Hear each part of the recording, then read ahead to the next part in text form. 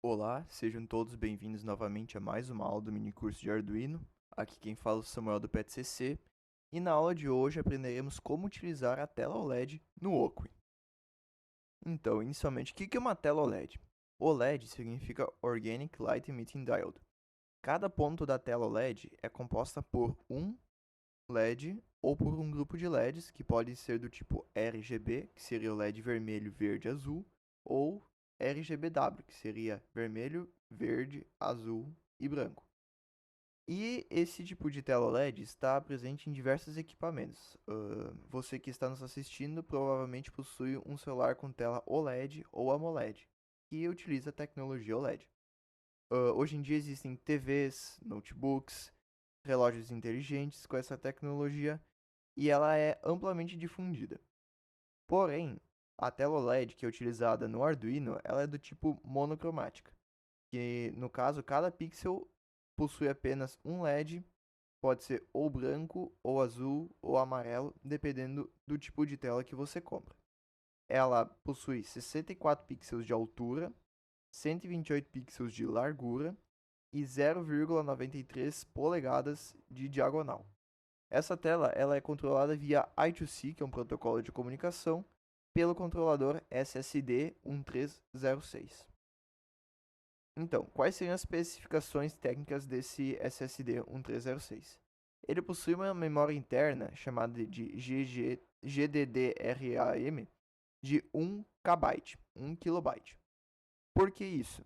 Porque nessa tela ela é dividida em 8 seções, que são chamadas de 8 páginas, na qual cada página possui 128 colunas e cada coluna possui 8 pixels, que são 8 bits, né? Só precisa de um bit para indicar se está ligado ou desligado.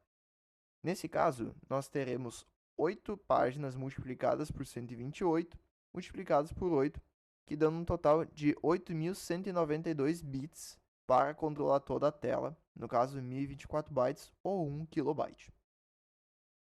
Essa tela ela possui suporte a caracteres ASCII, formas geométricas simples que seriam círculo, elipse, triângulo, quadrado, linhas e alguns gráficos codificados que nós aprenderemos mais para o fim dessa aula.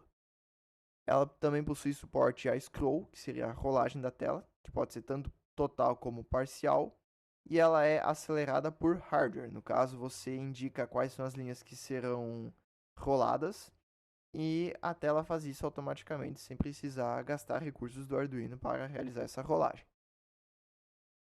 Então, vamos iniciar o nosso primeiro projeto com essa tela OLED. Nós iremos fazer um projeto Hello World. No caso, nós precisaremos de uma placa Arduino Uno e uma tela SSD 1306. As conexões que nós iremos realizar são GND da tela para GND do Arduino, VCC da tela para o pino 5V do Arduino, pino SCL para o pino A5, que é a interface SCL padrão do Arduino, e o pino SDA para o pino A4, que é a interface SDA padrão do Arduino. Então nós temos aqui o nosso Arduino, nosso projeto do Oakley. Nós iremos selecionar esse primeiro OLED display, que é o 1306.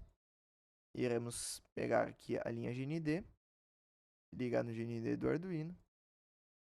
A linha 5V nós iremos ligar no VCC dessa tela SSD. O SCL nós iremos ligar no A5. E o SDA, colocar a cor 13 do teclado, vamos ligar no A4. Caso vocês tiverem quaisquer dúvidas em relação à pinagem do Arduino, como por exemplo qual é o SCL, qual é o SDA, clique no Arduino e clique nesse ponto de interrogação. Irá ser carregada a página, a documentação do Oakley, e vocês têm acesso a todos os componentes disponíveis do Oakley e todas as informações sobre ele. Então aqui ele explica um pouco sobre os pinos, aqui nos explica que A4 é o SDA e o A5 é o SCL, que foi o que a gente conectou. Então, no caso de qualquer dúvida, vocês podem clicar no ponto de interrogação de qualquer componente e ver o que cada pino representa e como ele funciona por completo. Tem às vezes um exemplo de código como é executado para fazer aquele componente funcionar. Então nós temos o nosso circuito já montado. Iremos copiar esse código aqui que ele irá imprimir Hello World com um coraçãozinho. Eu já tenho esse código aqui copiado dos slides. Nós iremos colar ele aqui. Inicialmente, o que esse código faz? Esse código ele inclui as bibliotecas Wire, que é necessário para a comunicação I2C, Adafruit GFX, que fica responsável pela renderização dos gráficos e de texto em qualquer tipo de interface gráfica, seja essa tela OLED, seja uma tela LCD. E nós temos a biblioteca Adafruit SSD 1306, que é a biblioteca que fica responsável pela interface com o controlador. Nós definimos como constantes a largura da tela e a altura da tela, a largura de 128 e a altura de 64. Nós precisamos definir esse pino OLED, essa constante OLED reset como -1, para indicar que o reset é dado junto com o Arduino. Isso aqui é algo próprio da biblioteca, nós preferimos não mexer, apenas copiar o que a Adafruit recomenda. E o endereço I2C desse controlador é o 3C em hexadecimal. Nesse caso, se você tiver duas telas desse mesmo tipo, você precisaria de algum tipo de multiplexador ou algum tipo de interface que consiga lidar com duas telas que exigem os mesmos endereços, utilizando endereços diferentes para evitar conflito ou envio duplicado de informações. No caso que a gente só tem uma tela, isso não é problema. Então nós iremos iniciar o objeto display, utilizando a largura, a altura previamente definida. Nós passamos como função wire, que seria responsável pela comunicação I2C, e o pino de OLED reset, que a gente definiu como -1. No void setup, nós iremos criar o objeto OLED. No caso, nós inicializamos ele chamando display.begin. Nós definimos a nossa tela como SSD 1306 underline switch cap VCC e também o screen address que nós definimos aqui em cima. Isso aqui é padrão para toda a tela SSD 1306 que nós utilizamos. No caso, se ela for integrada a outro circuito, talvez seja diferente e daí será necessário acessar a documentação dessa tela. No caso, nesse bloco condicional, nós colocamos o ponto de exclamação para caso essa inicialização falhar, ela retornar 0, com esse ponto de exclamação se torna 1 e a gente acessa esse bloco condicional, no qual nós imprimimos que houve uma falha na locação dessa tela. Nós utilizamos F, com parênteses aqui, para indicar que essa string, essa cadeia de caracteres, está hospedada na parte da memória interna do Arduino destinado ao código. A gente faz isso para poupar a memória das variáveis globais e locais de acumular bytes que só serão executados uma vez. Então nós utilizamos esse F para armazenar essa string de caracteres na memória de código. Caso falhar essa inicialização, ele fica no loop infinito após a impressão dessa mensagem. Caso a inicialização for bem feita, esse bloco condicional não é executado e ele é chamado clear display. Esse display.clear display é chamado sempre para limpar o buffer, para no caso de você quiser atualizar todos os conteúdos na tela, se você apenas ir escrevendo sem parar, ele vai escrever um em cima do outro. Isso pode levar a alguns artefatos de exibição. Então toda vez que tu chama clear display, ele define toda a tela como estando vazia. Então, se você quiser definir diferentes telas, diferentes menus, toda vez que será chamada uma nova tela, você chama esse clear display, define o que é impresso e depois você apresenta ela. Então, aqui, para apresentar nosso texto Hello World, nós iremos definir o tamanho do texto como 1, que é o menor tamanho, que é de 7 por 10 pixels.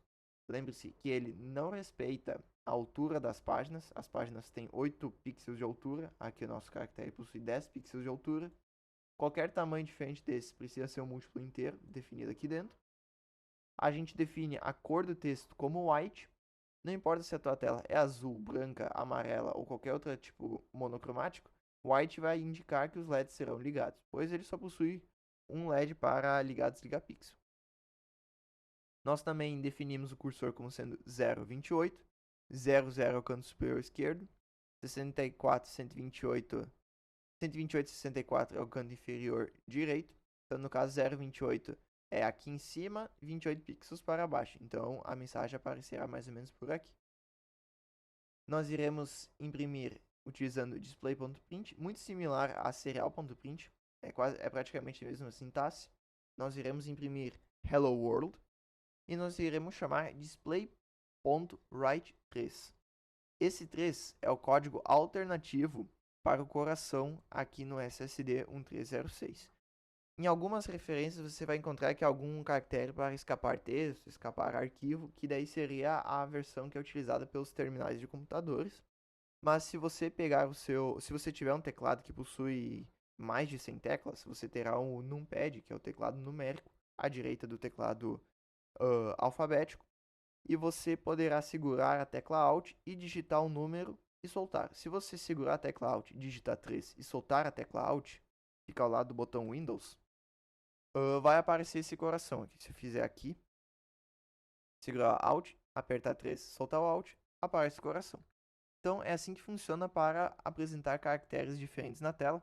Se você digitar um caractere acima de 40, por exemplo, você provavelmente poderá imprimir simplesmente um caractere comum. Assim que a gente escreve tudo, tá aqui, e a gente quer que essa informação seja exibida na tela, nós chamamos display.display, simplesmente. No caso, aqui, antes de inicializar, a gente precisa verificar essas bibliotecas. Aqui, no gerenciador de bibliotecas, nós precisaremos incluir essas bibliotecas. No caso de vocês iniciarem a simulação sem bibliotecas inclusas, ocorrerá esse erro aqui, ó. Não há arquivo ou diretório relacionado a esse Adafruit GFX. Vocês podem clicar aqui em Install Adafruit GFX. Ele é incluído automaticamente, mas nós precisamos também incluir essa biblioteca aqui. Então nós pesquisaremos por SSD 1306. Iremos aqui clicar no mais e digitar SSD 1306 e instalaremos Adafruit SSD 1306. Nós clicamos aqui e nós iremos iniciar a nossa simulação. Aqui já compilou e aqui aparece o texto. Ele aparece dessa forma, Hello World, com o coraçãozinho aqui no lado. Nós iremos parar a simulação e iremos passar para o nosso próximo exemplo.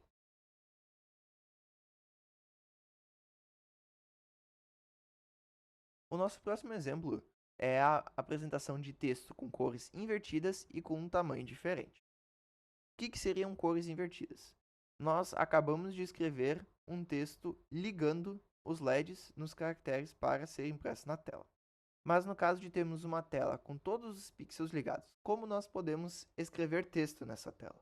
Para isso, nós utilizamos texto com cores invertidas, no qual a parte de fundo do texto possui os pixels ligados e o texto em si possui os pixels desligados.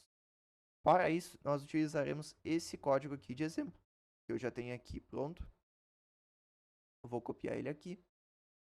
E iremos simplesmente apagar esse código e colar o novo no lugar, não precisamos trocar nenhuma biblioteca.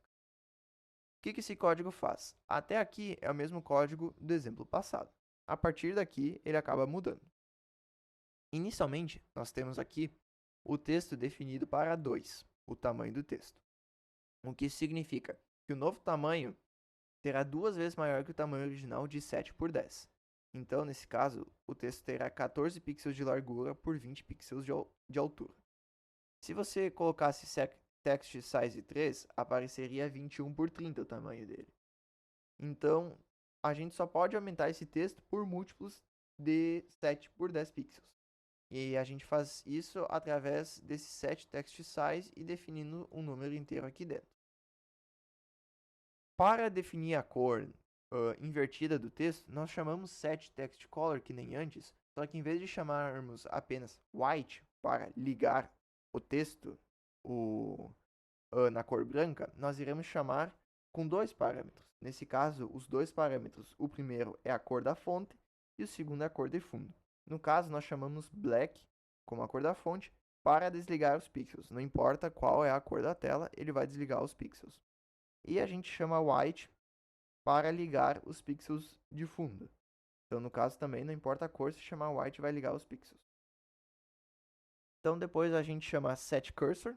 A gente define então que a posição vai ser 0,28, mais ou menos aqui na metade lateral da tela. E iremos imprimir o texto hello com ponto de exclamação. Depois que a gente define isso, nós iremos chamar display.display para escrever esse buffer na tela. Então, nós iremos aqui dar um zoom na tela, clicar simulação, e aqui está. Tem aqui o texto com os pixels desligados, dando a impressão que ele foi escrito na cor preta, e a cor de fundo sendo branca, porque a gente definiu que os pixels a serem ligados é branco. Então, agora que a gente aprendeu como trocar a cor de fundo de texto e aumentar ou diminuir o tamanho dele, nós iremos passar para a nossa próxima funcionalidade. Essa próxima funcionalidade é a representação de valores em bases. Semelhante ao que a gente consegue fazer no serial.print, no monitor serial, nós podemos fazer aqui nessa tela, apresentando valores numéricos em diferentes bases. No caso, nós temos a base hexadecimal, que vai dos dígitos 0 a 9 e das letras A até F. Nós temos a base decimal, que nós todos conhecemos, é de 0 a 9, a base octal, que vai de 0 a 7, e a base binária, que é apenas 0 e 1. E nós iremos apresentar o mesmo valor, que é denotado por FF em hexadecimal, que é equivalente a 255 em decimal, em todas as bases. Então, esse aqui é o código. Eu tenho ele aqui copiado. Eu vou apagar ele, colar e executar. Então, como funciona aqui? Aqui a gente imprime o prefixo dele, né, manualmente, porque não há uma função para imprimir esse prefixo, 0x, e nós não chamamos println, pois queremos que o FF, em hexadecimal, seja impresso imediatamente depois. E esse FF também é impresso sem LN, pois nós queremos que o hexadecimal, entre parênteses, seja impresso imediatamente depois dele, sem uma nova linha. Porém, aqui nós chamamos LN, pois queremos que o valor decimal seja impresso na linha de baixo. É o que aconteceu aqui. Nós chamamos, então, o valor inteiro, vírgula, a base. Então, no caso, a gente coloca em maiúsculo hex, dec, oct, bin, para representar hexadecimal, decimal, octal e binário. Assim que está tudo impresso, nós chamamos display.display e a informação é apresentada aqui na tela. Então, no caso, FF em hexadecimal é 255 em decimal, 377 em octal e 1111 em binário. Agora que nós aprendemos como representar diferentes bases de números no Oakway, utilizando uma tela OLED, nós iremos para a nossa próxima simulação. A nossa próxima simulação é scroll de texto e de itens na tela. Nesse caso, como a gente disse lá nas especificações, ele possui um scroll de tela acelerado por hardware. No caso, a gente só comanda, a gente envia um comando para essa tela e ela realiza o scroll de forma automática.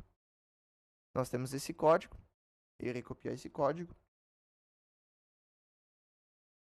iremos colar aqui e nós iremos realizar a seguinte simulação. Nós temos aqui então a limpeza do display como antes. Iremos definir o cursor no canto superior esquerdo da tela, o texto de tamanho 1, a cor do texto como sendo branca. Iremos imprimir em 3 linhas distintas, scroll da tela. Então esse LN é para imprimir em 3 linhas diferentes. E nós iremos chamar display.display para exibir esse valor na tela. Então, nós iremos partir para a parte de scroll. Nós temos Start Scroll Right. Ele realiza scroll para a direita, então ele avança o texto. Ele precisa aceitar como parâmetros a página de início e a página de fim, aquilo que a gente falou no início, que são os ponteiros, por assim dizer. Aqui em cima é o 0, aqui embaixo é o 7. Isso indica que a tela inteira será scrollada. Ela irá rolar por inteiro durante 2 segundos. E então a gente chama Stop Scroll para parar esse scroll. Então a tela ficará estacionária. Esperaremos 1 segundo e nós iremos realizar o scroll pelo sentido contrário. Então seria para a esquerda, chamando Start Scroll Left, também das páginas 0 a 7, para dar o scroll completo da tela.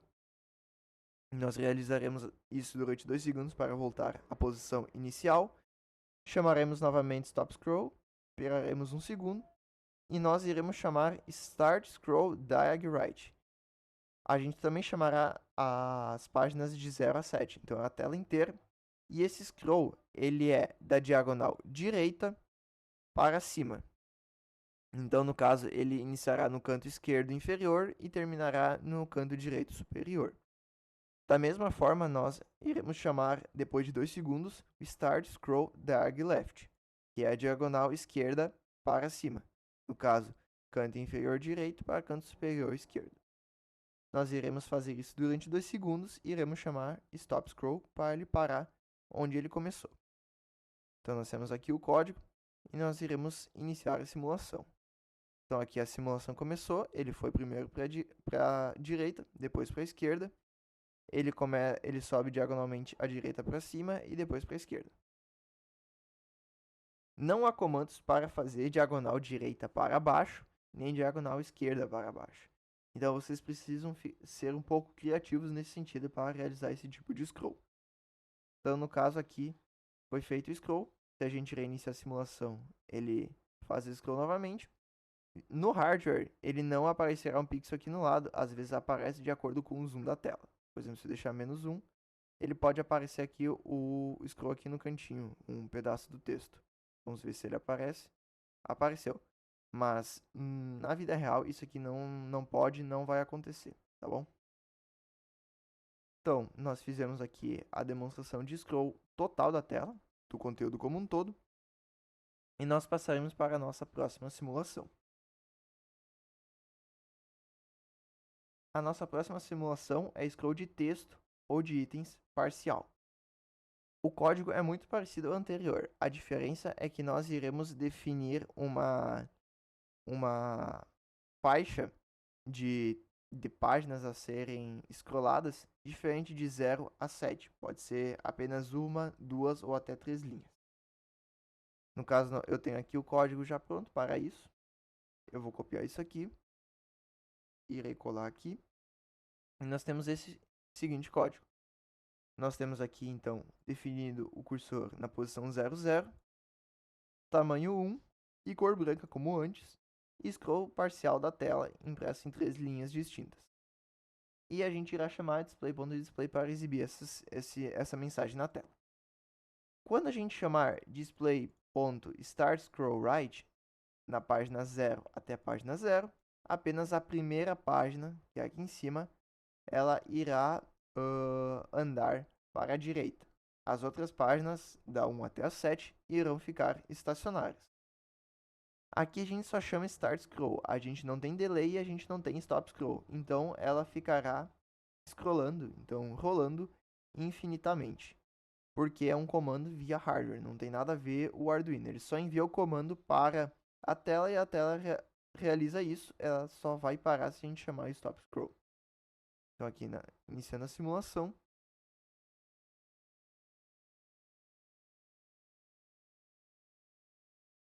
Aqui iniciou. E aqui é realizado o scroll parcial da tela. Então aqui ele anda só a primeira linha, porque a gente definiu a página 0. Aqui tem o parcial e aqui é da tela. Então ele está aqui andando. E se a gente quisesse só fazer a segunda linha, a gente ia parar aqui, a gente ia trocar um aqui e um aqui. Se a gente iniciasse, ele ia só andar a segunda linha. Aqui, como nós podemos ver, ele só está andando a segunda linha. Se a gente quisesse, então, fazer a primeira e a segunda linha, a gente coloca aqui 0001. E então ele vai andar 2 linhas por vez. Aqui, scroll parcial e o da tela fica parado. Então, utilizando ponteiros diferentes de 0 e 7, nós conseguimos fazer isso com apenas porções da tela. Infelizmente, nós não temos como pegar apenas uma faixa de pixels, um canto superior direito. A gente só consegue fazer isso horizontalmente nas páginas que a gente definiu aqui. É um pouco limitado? É, mas a gente consegue fazer alguns projetos muito interessantes somente com essas simples funções. Aprendido como realiza scroll parcial e total da tela, nós passamos para a nossa próxima simulação. A nossa próxima simulação é a criação de formas utilizando a Adafruit GFX e a modificação da orientação da tela. Nós podemos utilizar a tela verticalmente, de cabeça para baixo, e verticalmente de cabeça para baixo. Então, seria todas as 4 orientações da tela. Nós utilizaremos esse código aqui que tem nos slides. Eu tenho ele aqui pronto aqui nesse editor de código. Vou colar ele aqui e irei explicar um pouquinho como ele funciona. Até aqui é o mesmo código de sempre. Nós então, a partir daqui, definimos que a cor do texto será branca, o tamanho do texto será 1, a gente define que a posição inicial do cursor será 0 e a gente irá imprimir shapes padrão, a mensagem shapes padrão. Então nós iremos chamar a função drawCircle com C maiúsculo. Ele vai na posição x64, y28, então ele vai praticamente no meio da tela. Ele vai admitir o raio de tamanho 15 e a cor branca para a borda. Quando a gente chama Draw Circle, a gente só vai desenhar a borda do círculo, a gente não vai desenhar o círculo cheio. Para isso, a gente chama Fill Circle. Então, a gente tem aqui as bordas do círculo. Daí, então, nós também iremos desenhar um Draw Rect. A gente também só vai desenhar as bordas dele na posição x90, y16, 20 de largura e 20 de altura. Aqui não é a posição final. Não é, por exemplo, x0, y0, x1, y1. Aqui é x0, y0, largura, altura. E também as bordas vão ser brancas. Então a gente vai ligar os LEDs, né, nas posições da borda. Daí então nós iremos desenhar um retângulo arredondado, preenchido. Então a gente chama Fill Round Rect. Se a gente não quisesse ele preenchido, seria Draw Round Rect. Nós iremos desenhar, então, no x0, y30, ele vai possuir 34 pixels de largura e 34 pixels de profundidade. As bordas terão raio 5 e a cor de preenchimento será branca. Então, a gente definiu, então, um retângulo arredondado. Agora, nós também iremos desenhar um triângulo. Aqui o triângulo, a gente não consegue definir ele como sendo equilátero, isósceles, retângulo. A gente precisa definir manualmente as 3 coordenadas dele. Para isso, nós passamos então a primeira coordenada, que é 5,35. A segunda coordenada, que é 30,55. E a terceira coordenada, que é 25,40, que é mais para baixo. E a gente quer que as bordas dele sejam desenhadas na cor preta. Então a gente vai desligar os LEDs, pois ele está justamente na mesma área onde está o retângulo arredondado que foi preenchido já com a cor branca. Então nós precisamos no contraste, então nós desenhamos de preto. Em seguida, nós iremos definir a rotação do display como 1, o que significa que a gente irá girar 90 graus para a direita. A gente gira em sentido anti-horário. Não, em sentido horário. O contrário do que seria os graus no círculo trigonométrico. Nós definimos o cursor na posição 00, lembrando que nessa orientação aqui, que ele vem de fábrica, o 00 é aqui, quando a gente gira, o 00 é aqui. Então, o x se torna o eixo y, e o eixo y se torna... O eixo y toma a mesma orientação do eixo x.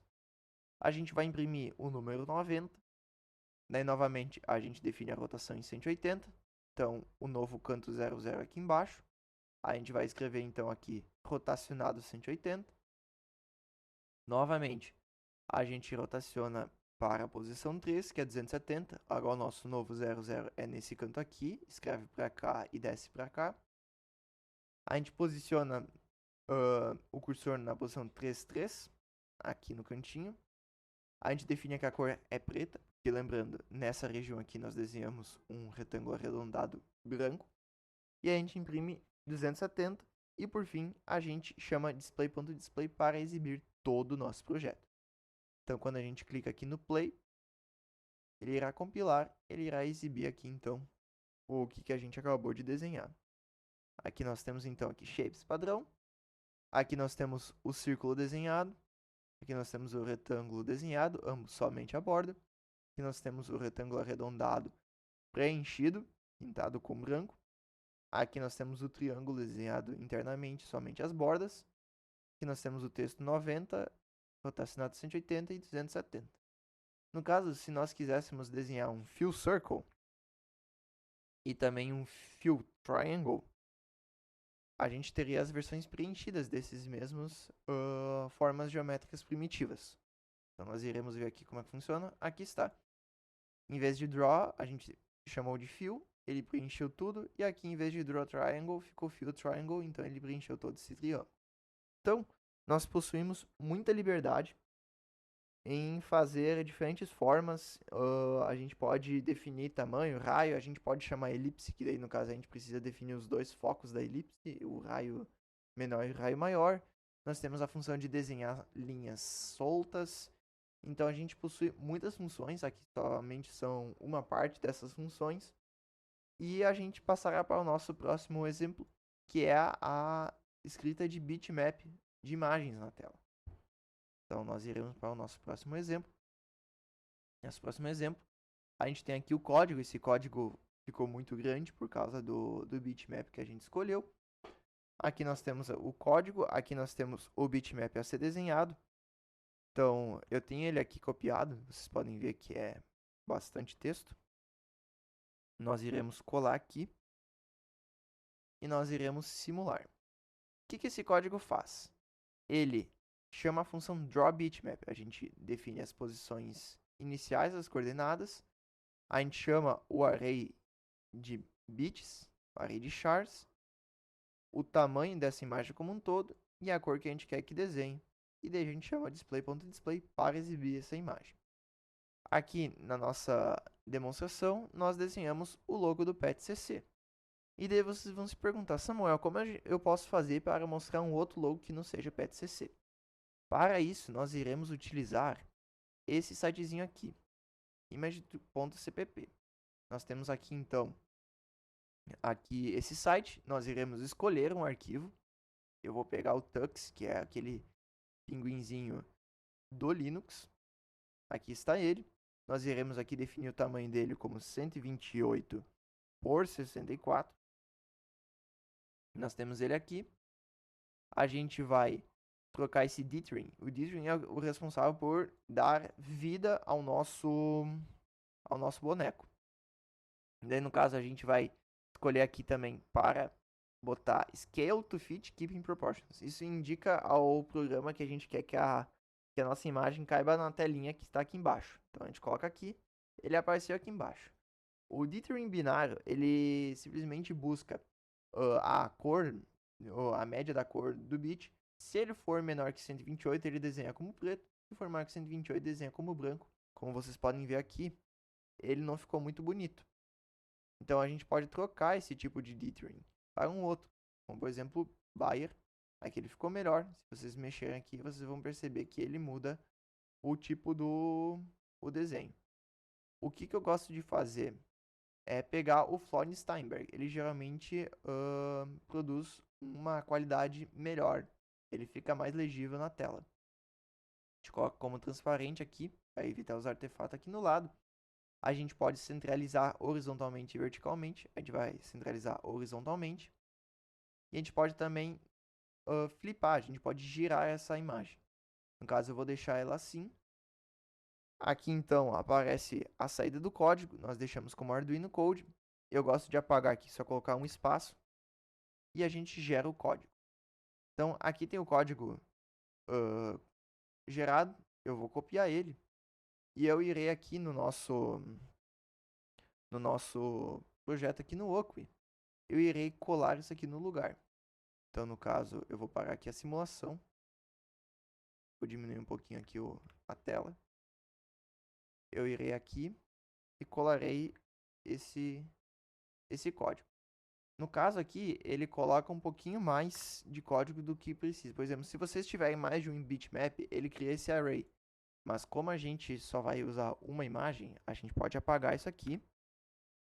Aqui em cima, eu tenho como Stern Constant Sign Char, PetOLED, eu troco para Tux. Eu tenho como Stern porque nos slides iria ficar muito ruim colar todo esse código como primeiro slide. E o Extern indica o código que a gente tem uma variável tux e ela está definida ou em outro arquivo ou mais para baixo no código. É como se a gente declarasse aqui em cima o protótipo de uma função e a gente definisse ele mais para baixo. Então, aqui ele só indica ao programa, ó, tem uma variável chamada tux, ela não está definida aqui, ela só está declarada. Aqui embaixo, ela está de fato definida. E novamente aqui, então, a gente vai limpar o display e vamos imprimir aqui, então, o tux. No momento que a gente executar o código, ele vai compilar e é para aparecer nosso pinguinzinho aqui na tela. Aqui, ó, apareceu o pinguinzinho. Podem ver que como ele não tem uma borda branca ao redor, a gente acabou ficando com o pinguim um pouco apagado. Se a gente for abrir o nosso código aqui no sistema e a gente colocar como fundo branco e gerar um novo código, a gente pode só copiar essa parte aqui e substituir lá no nosso Wokwi. E a gente vai ter um fundo branco.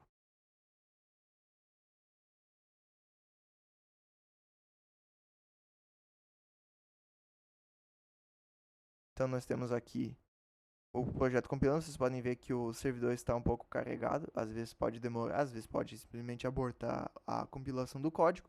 Mas nós vamos ter paciência e esperar o código compilar.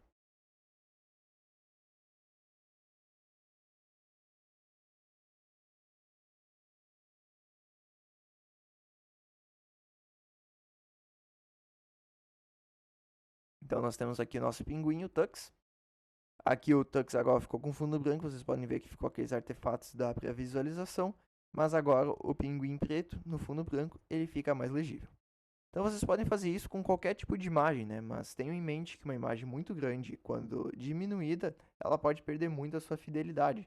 E às vezes aparecer simplesmente um monte de ruído. Então, para vocês terem um melhor resultado, vocês podem escolher uma imagem de menor resolução, uma imagem mais nítida, ou trocar aquele método de dithering que eu acabei apresentando, escolhendo outro método e mudando lá o threshold, que seria a variável que define se um pixel tem que ser preto, cinza ou branco. O cinza, no caso, seria a mistura de pixels brancos e pretos, né, para dar a ilusão que é cinza. Então, nós conseguimos aprender como apresentar bitmaps quaisquer numa tela OLED. E nós iremos para o nosso último exemplo. Nosso último exemplo é o sensor de distância com tela OLED. Na aula 5 tinha sido proposto um projeto com uma tela OLCD. Só que a tela LCD a gente só conseguia apresentar texto. Para apresentar alguns gráficos ficaria muito difícil. Só que com a tela OLED a gente tem muito mais liberdade, né? Porque a gente não tem só duas linhas de caracteres para serem exibidos. A gente pode apresentar muito mais. Então nós iremos utilizar esse código. São 2 slides. Para apresentar uma barra juntamente do valor expresso em float. Então aqui está o código. Eu vou copiar esse código. E iremos realizar as conexões, então, do nosso sensor ultrassônico. Então nós iremos parar aqui a simulação. Iremos pegar o sensor HCSR04. É um sensor que também está presente no Tinkercad. A interface dele, depois da execução, vocês vão ver que essa aqui é mais limitada, mas ele é igualmente funcional. Eu irei ligar o VCC desse sensor diretamente no VCC do OLED. Não há problema, porque ambos estão ligados no mesmo potencial e o nosso sensor ele precisa de 5 volts. O GND eu irei realizar a mesma coisa, irei ligar aqui no GND do OLED. O pino de trigger nós temos no pino 11, então nós iremos descer ele aqui para o pino 11. Nós podemos trocar a cor, eu vou colocar cor azul. E o pino eco está ligado no pino 12. Então no caso eu irei colocar uma cor marrom. Então aqui nós temos ele construído. E como funciona esse código? Nós temos então o objeto do display criado. Nós temos então declarado o pino de trigger como saída e o pino de eco como entrada. Não pull-up, apenas input. Então, nós temos que o sensor value é uma variável do tipo inteiro, ele recebe o valor da sua função distance._me, distance millimeters. Se a gente for ver essa função distance millimeters, ela retorna um tipo float. No caso aqui, a gente retorna em milímetros, mesmo que seja float, aqui ele é truncado para um valor inteiro. Aqui no caso, se vocês quiserem algo mais fino, vocês podem imprimir diretamente como float, mas eu vou imprimir como int, convertido para centímetros. Então, como a gente faz para ler esse sensor ultrassônico? Nós precisamos garantir que o pino de trigger está no estado baixo. Nós esperamos 5 microsegundos, que são milésimos de milésimo, então são milionésimos de segundo, a gente chama essa função delay microseconds. A gente então define o pino de trigger como alto durante 10 microsegundos e a gente novamente coloca o pino de trigger como baixo. Após a gente realizar esse digital write, nós chamamos o pulse in, que simplesmente indica para o processador esperar, acionar o contador e esperar o pino de eco se tornar high, porque normalmente ele está no estado low. E essa função ela retorna um valor do tipo long e a gente armazena na variável micros. Para calcular então, realizar essa conversão, nós precisamos inicialmente dividir por 2 esse valor, pois o tempo decorrido para o som do eco do trigger propagar no ar e voltar é a metade do tempo cronometrado. Então, se a gente cronometra 100 milissegundos, na verdade é 50 de ida e 50 de volta. E o que a gente precisa é apenas da distância de ida. Então, a gente divide esse valor por 2 e a gente multiplica por 0.342, que é a velocidade do som. Por que a gente multiplica por 342? Porque o som em si, ele propaga-se no ar a uma velocidade de 343 metros por segundo. Só que nós estamos lidando com microsegundo. Então, 342 metros dividido por 1 milhão de microsegundos é a mesma coisa que 0.0000342. Então ele fica assim, porque a gente divide então por 1000, fica 0.342, novamente por 0.342 metros por milissegundo. No entanto, a gente está querendo buscar milímetros. Então, nós multiplicamos isso por 1000. Então, nos dá 0.342 milímetros por microsegundo. Se a gente fosse multiplicar novamente por 1000 para descobrir quantos micrômetros percorre por microsegundo, a gente obteria os mesmos metros por segundo. Então, seria 342 metros por segundo igual a 342 micrômetros por microsegundo. Mas como a gente quer milímetros, a gente divide então, esse valor apenas por 1000. Então a gente multiplica isso aqui com esse valor e a gente descobre a nossa distância em milímetros. Ele vai retornar um valor do tipo float, só que para nós, como a gente só vai apresentar duas casas decimais, acaba não importando para nós, pois ele vai acabar arredondando. Na verdade, uma casa decimal. Por quê? A gente vai então armazenar no valor, sensor value. A gente vai dividir por 10 para apresentar o valor em centímetros. Quando a gente coloca 10.0, a gente já indica que isso aqui vai ser do tipo float. E ele vai apresentar o valor em centímetros na serial, no monitor serial aqui embaixo. Então a gente vai limpar o display, a gente vai definir a cor como sendo branca do texto, o tamanho do texto sendo igual a 1. A gente vai centralizar mais ou menos aqui em cima na tela o texto distância. A gente vai definir o texto como sendo 2, ele vai dobrar o tamanho. Nós vamos centralizar o cursor mais ou menos na posição 30-20, que é aqui. Nós iremos imprimir o valor da distância em centímetros dividido por 10. Então ele vai acabar ficando truncado.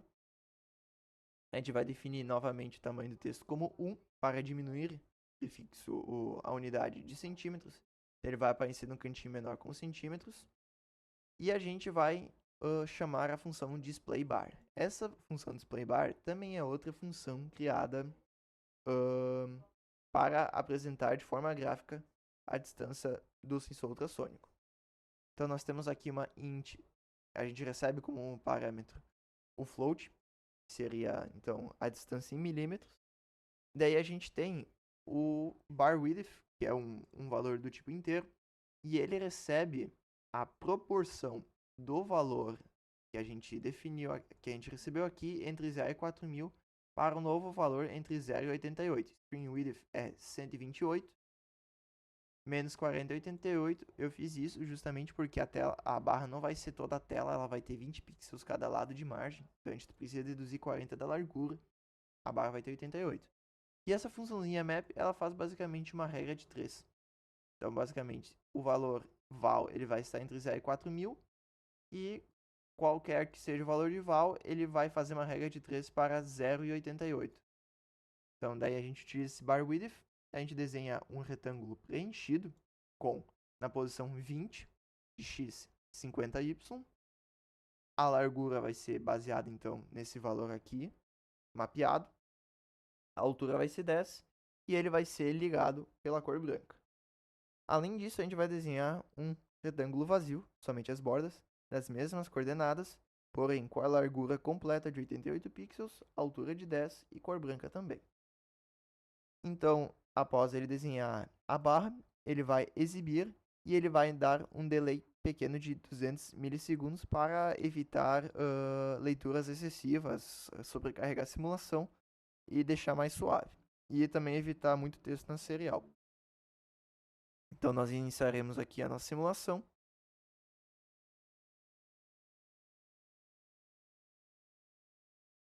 Aqui está exibindo a distância, tanto na serial como aqui. Aqui ele imprimiu com 2 casas decimais. Nós temos distância 399,90 centímetros. Se a gente clicar aqui em cima no sensor ultrassônico, nós temos aqui como 400 centímetros. Eu precisei fazer uma calibração. A velocidade atual do som através do ar é 343 e não 342. Só que se a gente colocar 353, aqui vai aparecer mais do que 400 centímetros. E na vida real vocês também vão precisar fazer uma calibração. Então, isso aqui é bem variável, né? Também depende do tipo da superfície. Então, isso aqui é apenas uma simulação. Então, ele não vai ser 100% fiel à realidade, né? Então, aqui se eu for mexer aqui, ele atualiza. Podem ver que aqui está 358, aqui está 357,90. Às vezes acaba oscilando. Eu colocar aqui 239,90, que é a mesma coisa do 240. Colocar 2 centímetros, aqui aparece como 2 centímetros. Agora, se a gente colocar aqui como float, né? Já que a gente estava querendo ver o valor em float, a gente recebe em float, que ele vai aparecer um valor talvez mais exato, né? Que é 2,02 centímetros. Clicar aqui em cima, que aparece 26, 25,96, 25,06.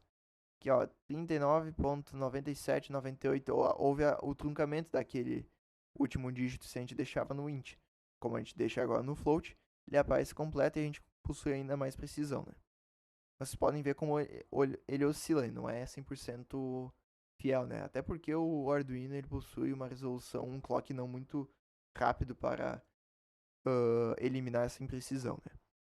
Aqui nós temos 22,97, 98, às vezes vai para 223.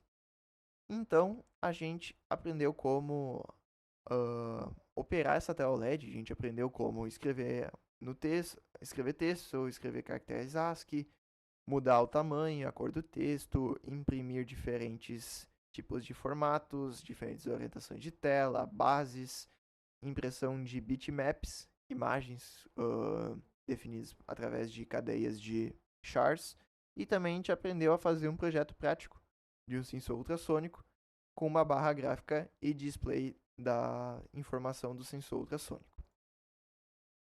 Então, seria isso. A aula de hoje acaba ficando por aqui. Quaisquer dúvidas, quem está nos assistindo no YouTube pode deixar nos comentários. Quem estiver na nossa Classroom do mini curso de Arduino, deixa um comentário lá. Nós tentaremos responder o mais rápido possível. E seria isso. Até a próxima.